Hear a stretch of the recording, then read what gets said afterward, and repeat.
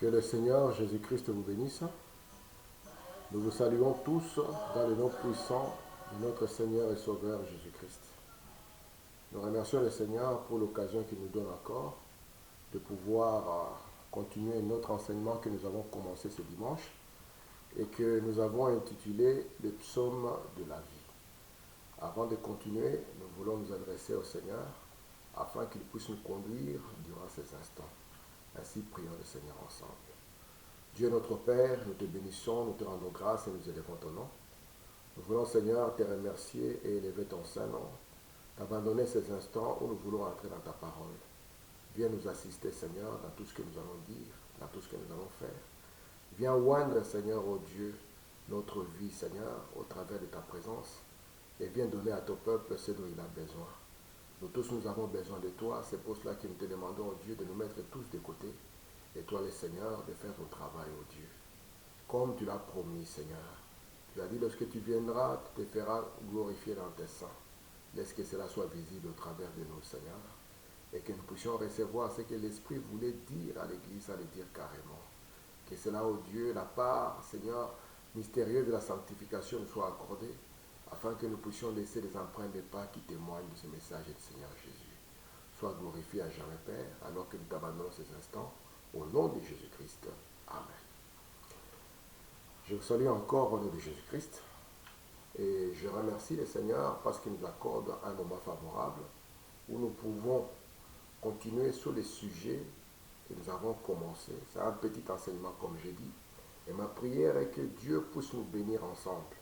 Parce que quand cette inspiration m'a frappé, que j'ai commencé à méditer dessus, cela m'a apporté beaucoup de consolation. Et je prie aussi que la même chose vous soit transmise. Et je vous demanderai par la grâce de Dieu de me suivre attentivement afin qu'ensemble nous puissions avancer. Vous savez, nous allons commencer d'abord par lire la Bible qui nous donnera un peu la voie à suivre. J'aimerais ouvrir la Bible dans Ecclésiaste au chapitre 3. Et là, je voudrais lire du premier verset jusqu'au deuxième verset. Ecclésiaste 3, je commence au verset premier. Il est écrit, il y a un temps pour tout, un temps pour toutes choses sous les cieux, un temps pour naître, un temps pour mourir, un temps pour planter, un temps pour arracher ce qui a été planté. Mais je préfère mieux la version anglaise qui dit qu'il y a une saison pour tout. Donc la notion du temps ici, nous allons la mettre comme une notion de saison. Alors, je continue encore en prenant dans Jacques au chapitre 4, je vais lire exactement les mêmes écritures que nous avons lues les dimanches passés. Je suis dans Jacques au chapitre 4, je commence au verset 13 jusqu'au verset 15. La Bible du Seigneur dit ceci, « À vous maintenant qui dites, aujourd'hui ou demain, nous irons dans telle ville, nous y passerons une année, nous trafiquerons et nous gagnerons. Vous qui ne savez pas ce qui arrivera demain, car qu'est-ce que votre vie? Vous êtes une vapeur qui paraît pour un peu de temps et qui ensuite disparaît. Vous devez dire au contraire, si Dieu le veut, nous vivrons et nous ferons ceci ou cela. Que le Seigneur ajoute des bénédictions à la lecture de la parole. Nous voyons ici dans le livre d'Ecclésiaste, qui a été écrit par le sage Salomon, juste quand il avait déjà acquis encore beaucoup de sagesse, il nous montre qu'il y a une saison pour chaque chose. C'est une réalité qui se passe sous les cieux. Et il montre qu'il y a un temps pour naître et puis il y a un temps pour mourir. C'est pour cela que nous avons intitulé ce petit enseignement le psaume de la vie. Parce que cette période qui part de la naissance jusqu'à la mort sous les cieux, on appelle cela la vie. Donc c'est une période qui commence par notre venue sur la terre. Et cette venue, c'est notre naissance. Et puis, c'est une période qui s'achève par notre départ de la terre. Et ce départ de la terre s'appelle la mort. Et cet espace de temps qui part de la naissance jusqu'à la mort s'appelle la vie. Et remarquez ici Dans Jacques, comme nous avons lu au chapitre 4, il nous montre que cette chose qu'on appelle la vie, qu'est-ce que c'est? Il montre que c'est juste une vapeur qui apparaît pour très peu de temps, ouais, et qui disparaît. De sorte que aucun d'entre nous ne sait disposer de sa vie à sa guise.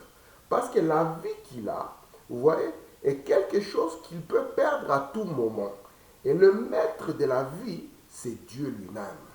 Vous voyez maintenant pourquoi nous sommes entrés dans ceci. Nous avons dit que nous allons faire une ode à la vie.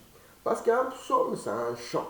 Et nous voulons célébrer réellement la vie. Vous savez, Frère Branham, lorsqu'il a commencé à parler de ceci, il était poussé à lire un homme.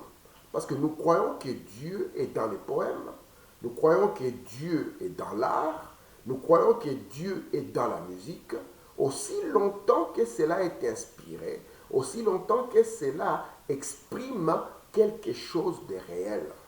Et il y a eu un homme, c'est un poète, comme nous l'avons dit, il est américain d'origine anglaise, Longfellow.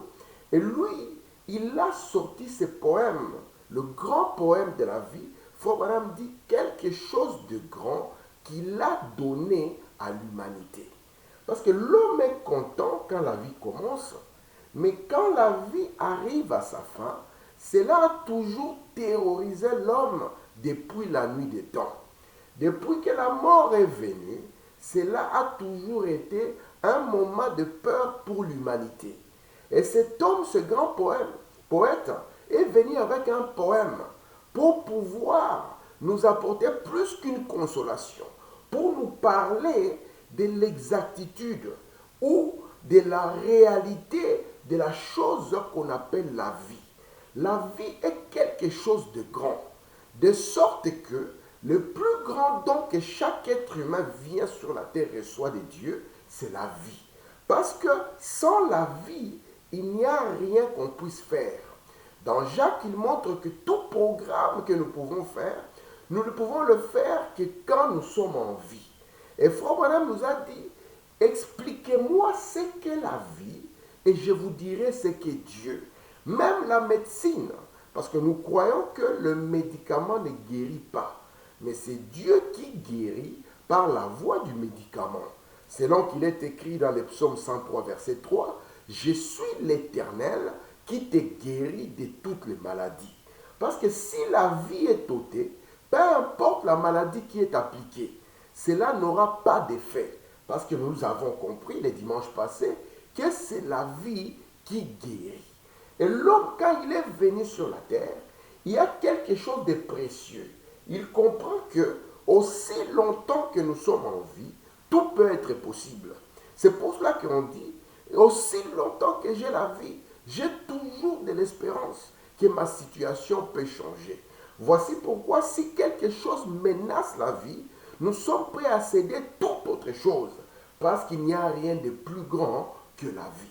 Toute personne qui est dans son bon sens désirera rester en vie. Il n'y a personne qui peut jouer avec la vie. Voici pourquoi le Seigneur Jésus, parlant du mystère du plus grand amour, avait dit qu'il n'y a pas de plus grand amour que de donner sa vie pour les autres.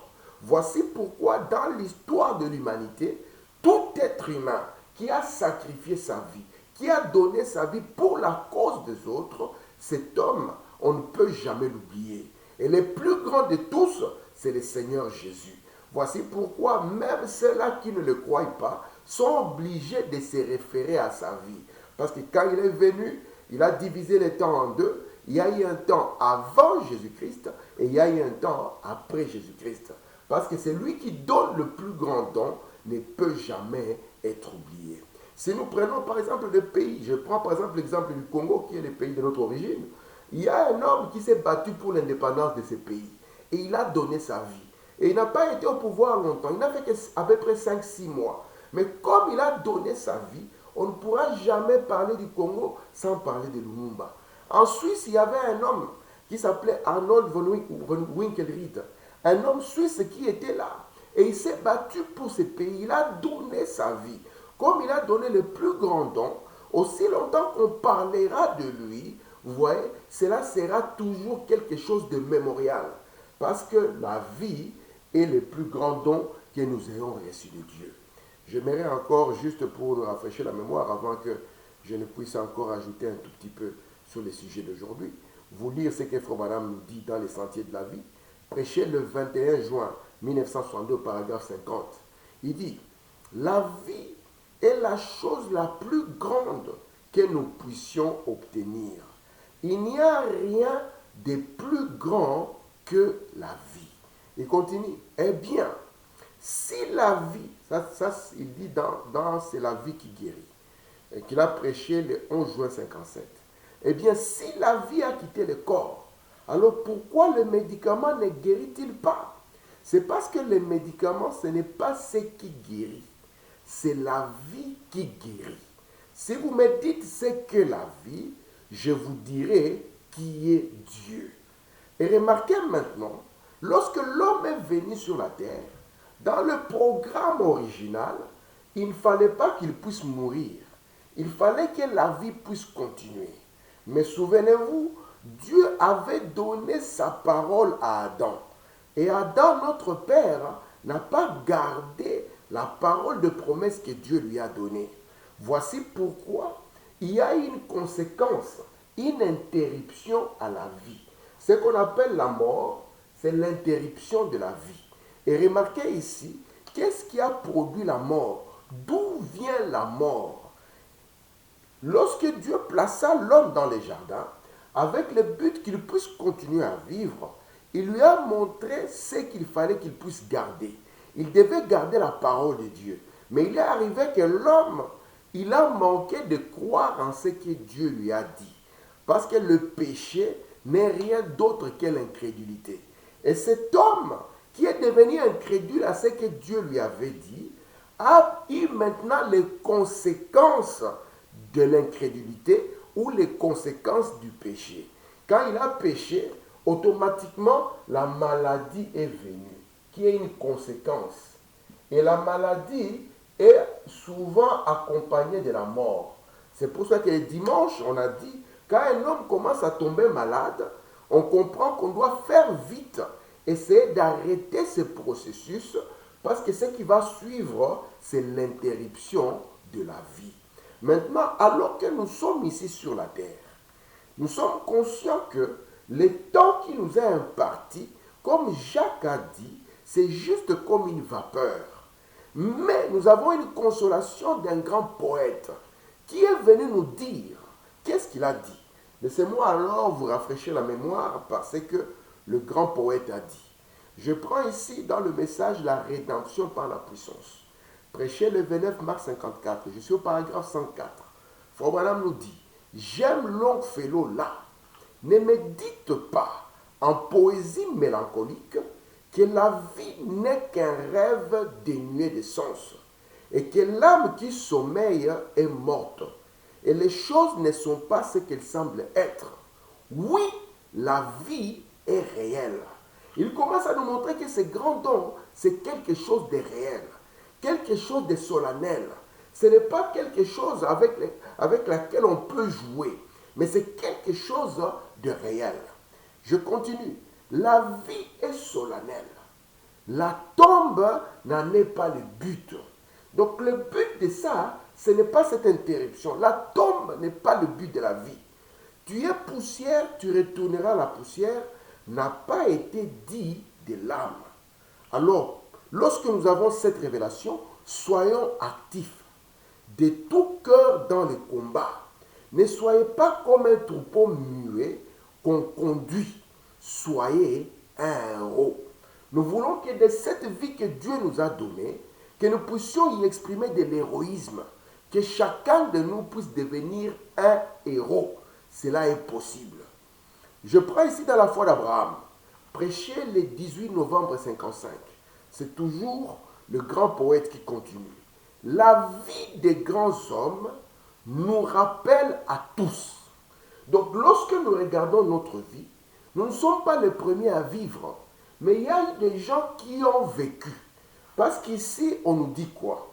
On nous dit que nous devons être des héros. Alors comment le devenir? Nous prenons notre vie. Et notre vie, nous ne sommes pas Adam. Nous ne sommes pas les premiers sur la terre. Mais il y a eu des hommes qui ont vécu avant nous. Et ainsi, le poète nous dit, la vie des grands hommes nous rappelle à tous que nous pouvons rendre nos vies sublimes. Parce que nous avons compris que la tombe, vous voyez, n'est pas le but. Quand on n'a pas une autre espérance au-delà de la tombe, on dira, mangeons et buvons car demain nous mourrons. Mais nous savons que la tombe n'est pas le but. Et ici maintenant, nous prenons nos vies et nous voulons maintenant projeter la vie de ceux-là qui sont passés avant nous, les grands hommes qui ont vécu avant nous. La vie des grands hommes nous rappelle à tous que nous pouvons rendre nos vies sublimes. En partant, laisser derrière nous des empreintes de pas sur le sable du temps. Des empreintes de pas que peut-être un autre, naviguant sur l'océan solennel de la vie, pour qu'un frère malheureux ou naufragé, le voyant, prenne courage. Donc, remarquez ici, nous prenons nos propres vies. Nous devons le comparer avec la vie des héros, des grands hommes. Vous voyez, ces grands hommes qui sont passés avant nous. Et qu'est-ce qu'ils ont fait? Ils ont laissé des empreintes. Ils ont laissé des traces. De sorte que quand on peut être découragé de la vie, lorsque nous allons jeter les yeux sur les traces de ces hommes, cela va nous donner du courage de continuer sur ce chemin de la vie, à combattre et à combattre pour la foi qui a été transmise une seule fois pour toutes au sein. Dans chaque domaine de vie, vous allez trouver des gens qu'on appelle des grands hommes. Et si les autres ont pu aller plus loin, c'est parce qu'ils ont regardé aux traces et aux empreintes que ceux-là qu'on a appelés des grands ont pu laisser au travers de leur vie. Que vous preniez la médecine, vous verrez ceux-là qu'on a appelés des grands, qui ont laissé des traces, de sorte que les autres, peut-être découragés de chercher à trouver ceci et cela, ont regardé les efforts, le travail que ceux-là qu'on a appelés des héros et des grands, qui sont passés, ils ont pu sublimer leur vie, parce qu'ils ont compris que la vie est réelle, a un but plus haut que dire que la finalité, c'est simplement une tombe. Mais ici, nous sommes dans un domaine précis.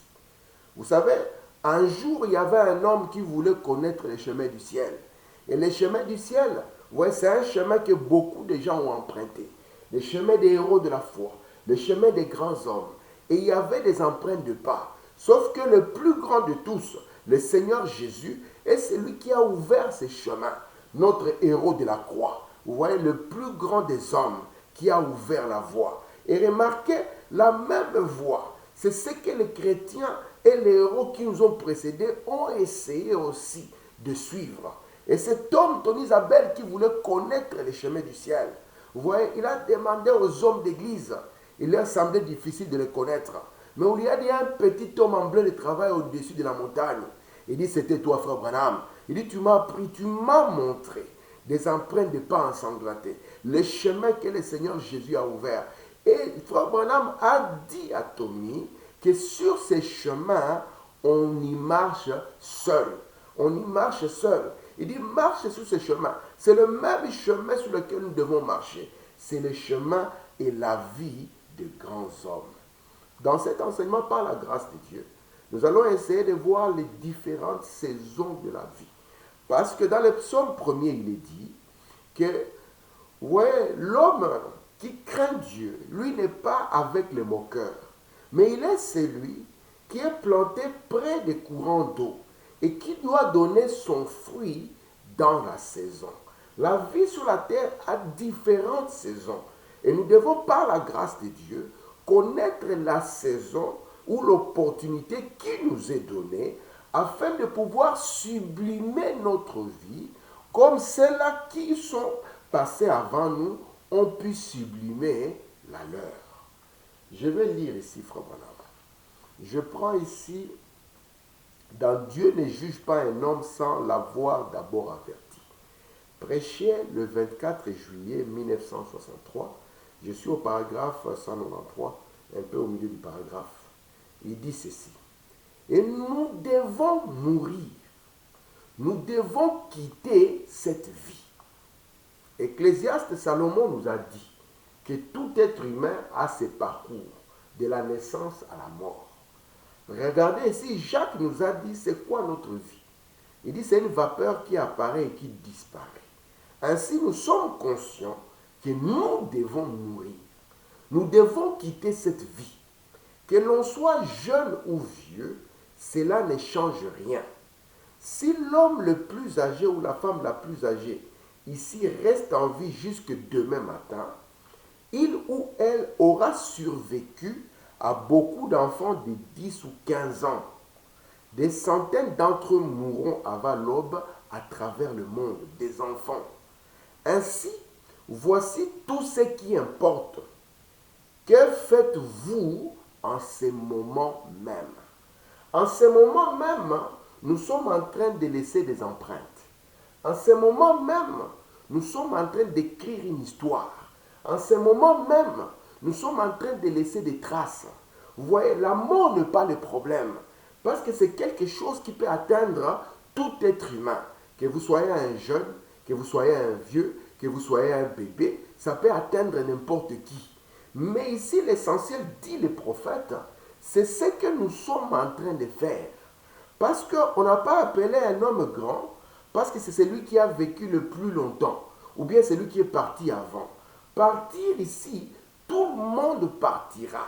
Mais tout dépend maintenant des empreintes que nous sommes en train de laisser, des traces que nous sommes en train de laisser durant cette période de temps où le grand don de Dieu nous est donné, ce don sublime qu'on appelle la vie. Parce que vous devez être conscient que tout homme qui est né de la femme, vous voyez, sa vie est courte et sans cesse agitée. Malgré que la vie soit courte, Dieu lui donne une occasion de pouvoir rendre sa vie héroïque, de pouvoir la rendre sublime et de rendre sa vie une vie d'un grand homme. La Bible dit, parlant d'Élie, il dit, Élie était un homme de même nature que nous, soumis aux mêmes passions. Regardez, mais il a pu parler et Dieu est venu à soutenir sa parole. Je suis ici dans le message de la foi, prêché le 29 décembre 1957. Je suis au paragraphe 6. Le prophète dit, d'abord, il y a des lâches qui meurent 10 000 fois pendant qu'ils sont ici sur la terre. Mais un héros ne meurt jamais. Sa mémoire subsiste suite de ses hauts faits historiques. Il y a des lâches qui meurent, mais un héros ne meurt jamais.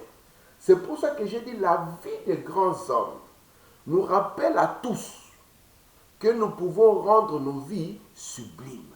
C'est pour ça que quand vous entrez dans n'importe quel pays qui s'est battu pour une liberté, demandez-leur qui était là.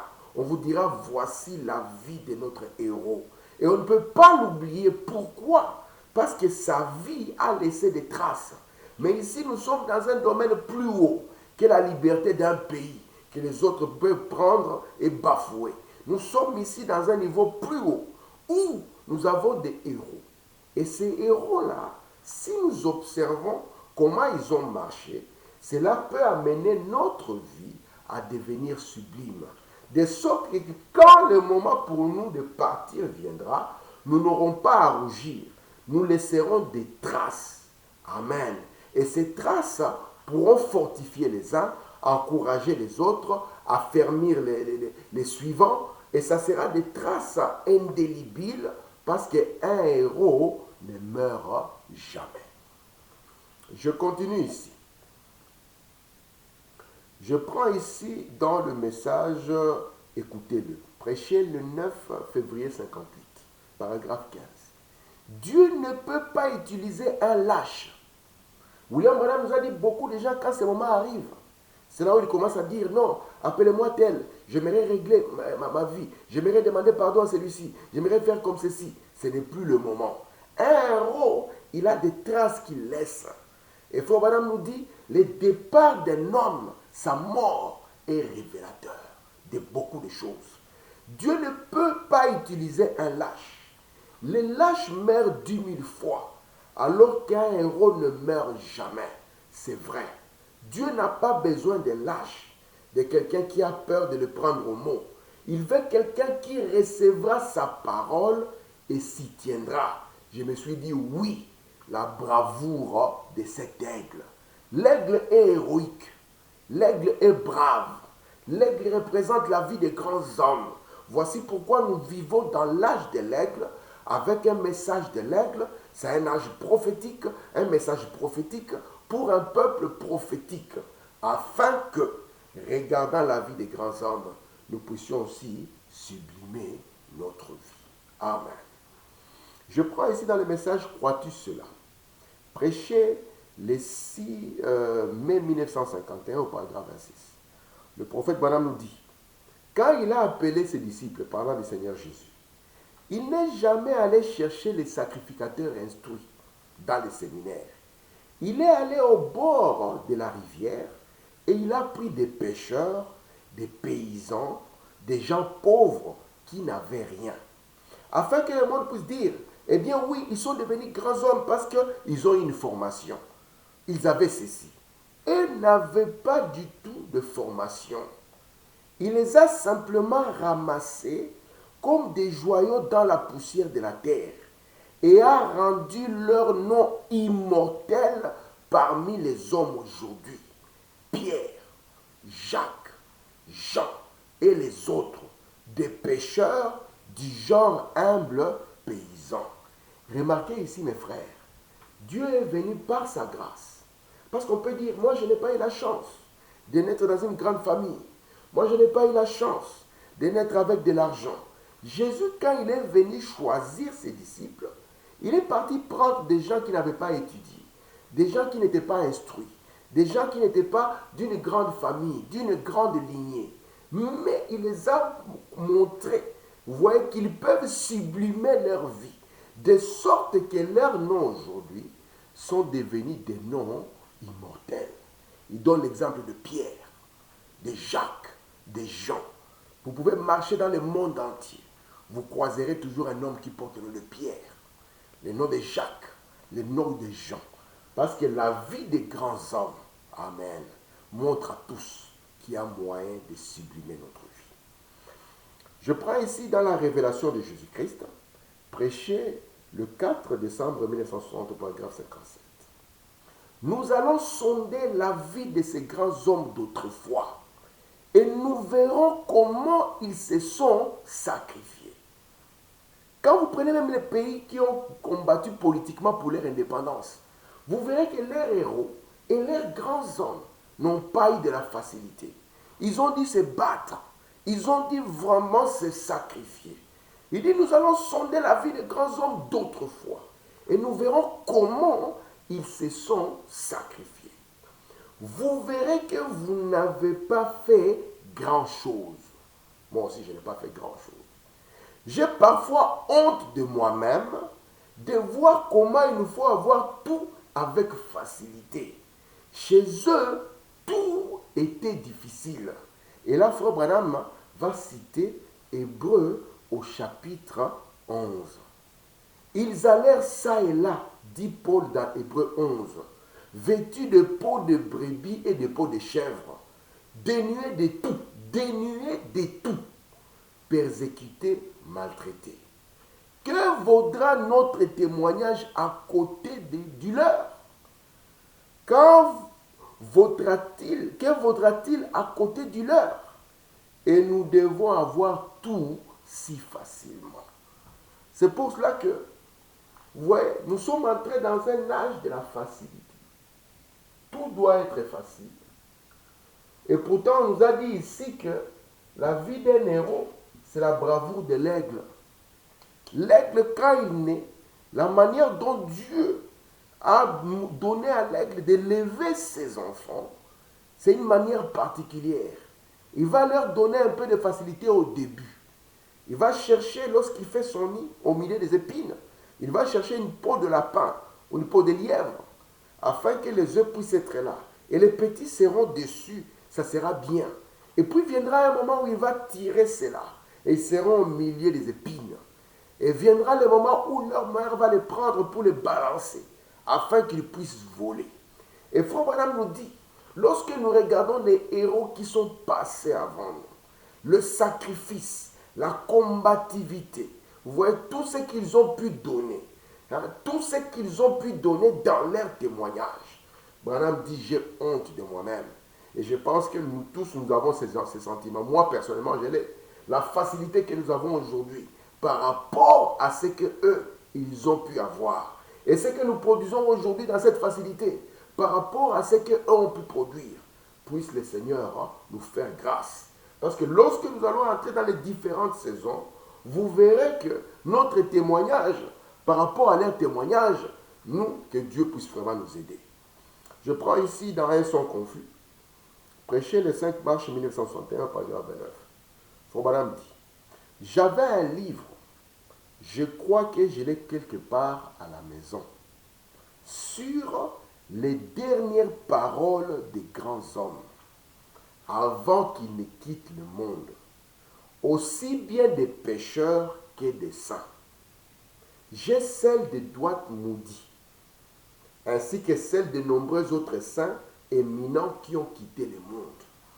Frère Branham vient ici, toujours dans ce parcours que nous avons, ce parcours ici de la naissance à la mort. Il dit, chez moi j'ai un livre, et dans ce livre, on vient ici pour prendre ces gens qu'on a appelés des grands hommes. Parce que les grands hommes sont dans n'importe quel domaine. Et Frère Branham me dit ici, j'ai leurs dernières paroles, que ce soit au niveau des pécheurs comme au niveau des saints. Leurs dernières paroles. Et il prend par exemple Moody, Dwight Moody, qui était lui un grand prédicateur. Remarquez, si vous avez le temps, essayez de lire sur la vie des héros de la foi. Moi, j'ai tout un livre dessus. Et c'est très intéressant de voir le John Edward, de voir le John Bunyan, tous ces gens qui nous ont précédés et qui ont laissé des empreintes. John Bunyan, il a écrit par exemple Le Voyage du pèlerin, qui est le deuxième livre qui a été le plus vendu après la Bible. Des gens qui ont laissé des traces et ce qu'ils ont fait. Vous prenez par exemple, vous prenez Charles Wesley, sa vie, pas seulement John, Charles aussi. Il y a eu des gens qui sont passés. Branham dit, j'ai un livre qui parle de leurs derniers moments. Quand ils sont en train de partir. Ce n'est pas à ce moment-là qu'on laisse des traces. On laisse des traces pendant que la vie nous est donnée. Il continue. Moody, quand la mort l'a frappé, a dit, et vous appelez ça la mort? Il a dit, c'est le jour de mon couronnement. Moody, ici, quand il est en train de partir, la chose que les gens redoutent, alors que notre frère John Fellow, il avait déjà saisi la vision. Fellow a saisi la vision, donc Fellow, il a saisi cela. Moody arrive à ce point ici, il dit, ah, c'est ça ce que vous appelez la mort? Il a dit, c'est le jour de mon couronnement. Il dit, une reine d'Angleterre, elle était une pécheresse, une très méchante, a dit qu'elle donnerait son royaume pour 15 minutes de plus à vivre. Ne veut pas lâcher prise. Je vais encore 15 minutes, je suis prêt à tout donner. Moody a regardé, il a dit, c'est le jour de mon couronnement. Remarquez encore un autre grand homme. Je vais lire Frère Branham, c'est Frère Bosworth. Le départ des hommes ici est très révélateur. Je ne vous mens pas. Le départ des hommes est très révélateur. Regardez ici, je prends dans les nuances de l'agneau, prêché le 21 juin 1962, paragraphe 12. J'ai dit, Frère Bosworth, j'aimerais vous demander quelque chose, encore quelque chose. Il a dit, c'est quoi, Frère Branham? J'ai dit, bon, vous avez fait environ 60 ans au service du Seigneur, ou peut-être plus. J'ai demandé, quel a été le moment le plus agréable de votre vie? Frère Bossoff, à ce moment-ci, il est arrivé à la fin. Il est en train de s'en aller. Frère Branham vient et lui pose la question. Voici que tu as travaillé pour le Seigneur. Tu as fait plus de 60 ans et plus. Mais alors, dis-moi, quel est le moment le plus agréable de votre vie? Il a dit, maintenant même. J'ai dit, mais frère Bossoff, savez-vous que vous allez mourir? Il a répondu, je ne peux pas mourir. J'étais mort il y a cela plusieurs années. Un héros ne meurt pas. Il a dit, frère Branham, c'est tout ce que j'ai aimé et qui m'a préoccupé pendant ces 60 dernières années. C'est tout ce que j'ai aimé et qui m'a préoccupé pendant ces 60 dernières années. Je m'attends à ce qu'il ouvre cette porte à n'importe quel moment et qu'il vienne me prendre. Faut madame dire, le psaume de la vie me vint à l'esprit. Bossoff, il dit, frère Branham, c'est tout ce que j'ai aimé. Vous savez, Branham dit, lorsqu'on a tiré Paul, et qu'on lui a dit, Paul, maintenant on va te couper la tête. Branham dit, il a avancé la tête, et il a crié, mort, où est ton aiguillon? Et Bossoff dit, c'est ce moment même, je l'ai attendu. J'attends qu'il ouvre la porte, alléluia, et qu'il vienne me prendre. Il dit automatiquement, le psaume de la vie me vint à l'esprit. Et frère Branham commence. La vie des grands hommes nous rappelle à tous que nous pouvons rendre nos vies sublimes, laisser derrière nous, en partant, des empreintes de pas sur les sables du temps. Écoutez, frère Branham, il a certainement laissé des empreintes de pas pour moi. Frère Bossoff a laissé des empreintes de pas pour frère Branham.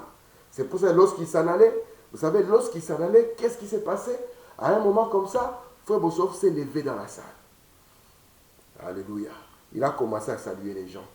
Frère Branham dit, il a salué sa maman. Sa maman était déjà décédée depuis longtemps. Il a commencé à saluer les frères. Il a commencé à saluer celui-ci. Frère Branham dit, parce que le Seigneur sait que cette traversée est difficile. Voici pourquoi il envoie nos bien-aimés pour pouvoir nous prendre.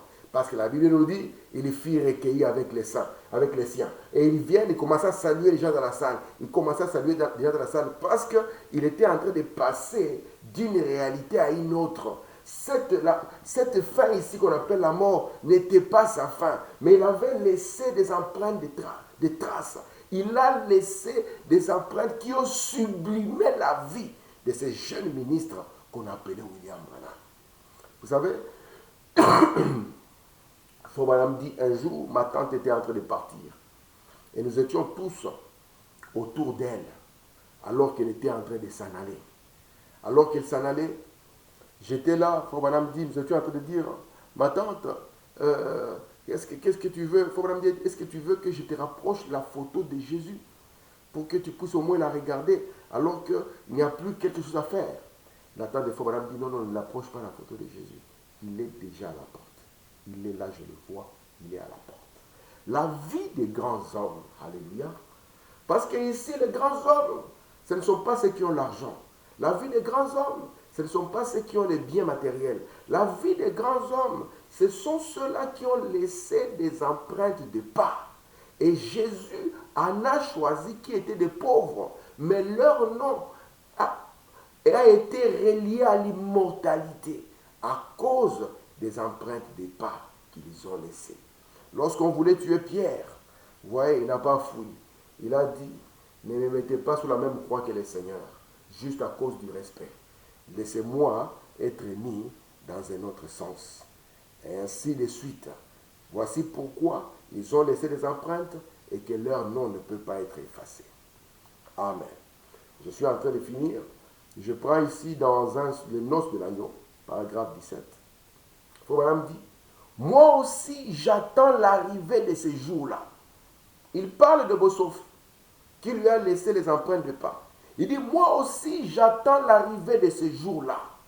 Alors quand j'en aurai fini avec cette vie-ci, ou plutôt quand Dieu en aura fini avec moi ici, quand je verrai que je me suis emparé de cette forteresse possible, que j'ai traversé toute le Ronceret et que j'ai gravi chaque colline, je m'aurais jeté un regard derrière pour voir par où je suis passé quand j'arriverai à la rivière. Voici pourquoi quand ces moments arrivent, pour la plupart des gens, ils sont appelés par Dieu d'une manière ou d'une autre à jeter un œil derrière pour voir les traces de la vie, les empreintes des pas.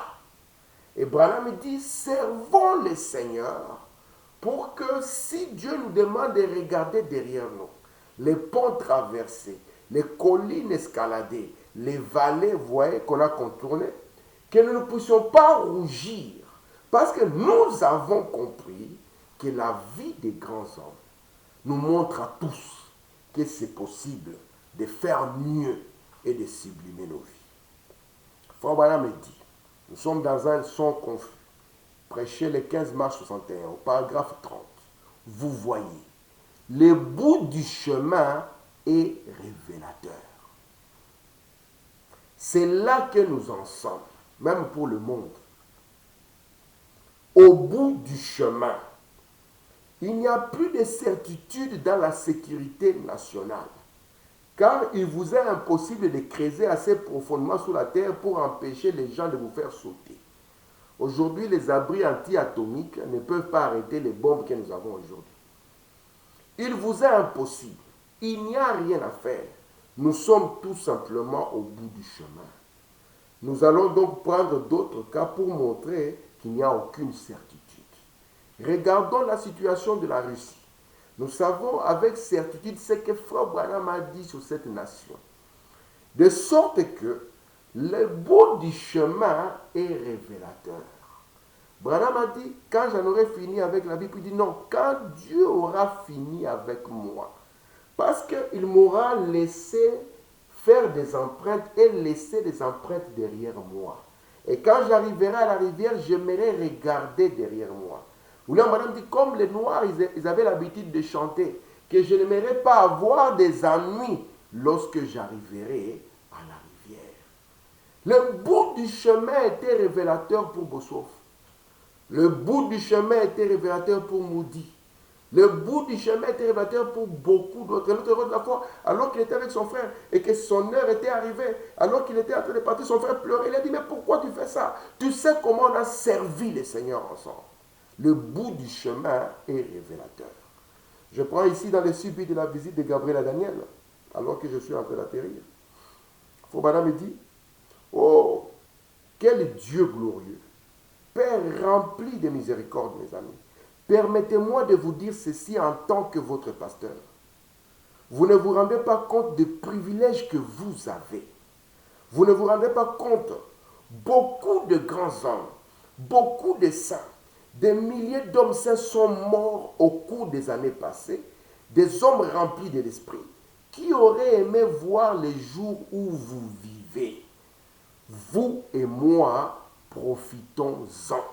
Nous avons assez de matériaux aujourd'hui pour sublimer nos vies, pour marcher sur les traces des pas ensanglantés, pour prendre les chemins de méprisés, ces chemins de gloire. Nous avons assez de matériaux.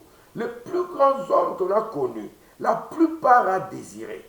Daniel a entendu la voix des tonnerres et il a dit, Seigneur, qu'est-ce que signifie cela? C'est quoi l'issue des choses? On a dit, Daniel, part. Frère Branham dit, nous devons profiter maintenant pour sublimer notre vie par rapport au matériel que Dieu nous a donné. Écoutez, Frère Branham dans la force parfaite, par la faiblesse parfaite, prêché le 19 novembre 61, par 1950. Cela importe peu aux gens combien vous témoignez. Ils veulent voir quelque chose de réel dans votre vie, les empreintes de pas, qui prouvent que Dieu s'est emparé de vous.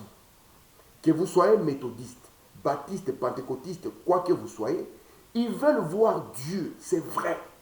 Des hommes grands, des hommes qui sont faibles et conscients de leur faiblesse. Les hommes grands que nous avons ici, vous voyez, ils ont une caractéristique, c'est que ce sont des gens qui sont conscients de leur faiblesse. et il ne se présente pas comme grand. Un jour, par la grâce de Dieu, je vous parlerai des 7 faiblesses de Moïse, si Dieu me le permet. Moïse est un homme grand. Amen. Laissez-moi ici finir en lisant des citations. Je prends l'influence de notre, paragraphe 122. Jean-Baptiste le vit venir. Il a vu Jésus venir. Il était l'un des plus grands, car Jésus a dit, parmi ceux qui sont nés des femmes, il n'y en a point de plus grand que Jean. Et quand Jean le vit, il reconnut sa petitesse. C'est pourquoi il dit, je ne suis pas digne d'enlever ses souliers.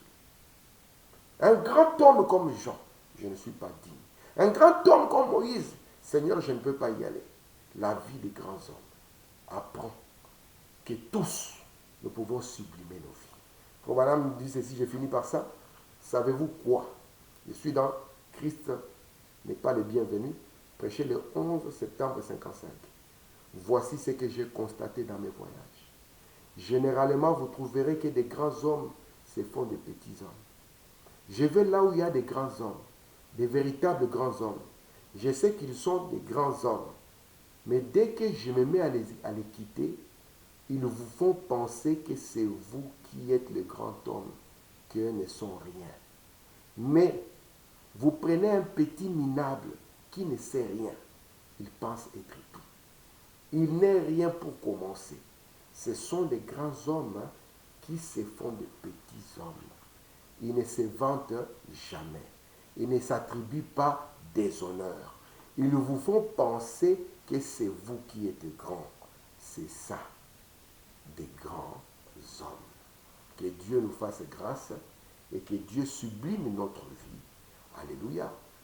Afin que nous puissions laisser des empreintes de pas qui peuvent encourager un autre, qui peuvent affermir un autre, qui peuvent témoigner de la réalité des sauts dans notre vie. Que le Seigneur Jésus-Christ vous bénisse. Shalom.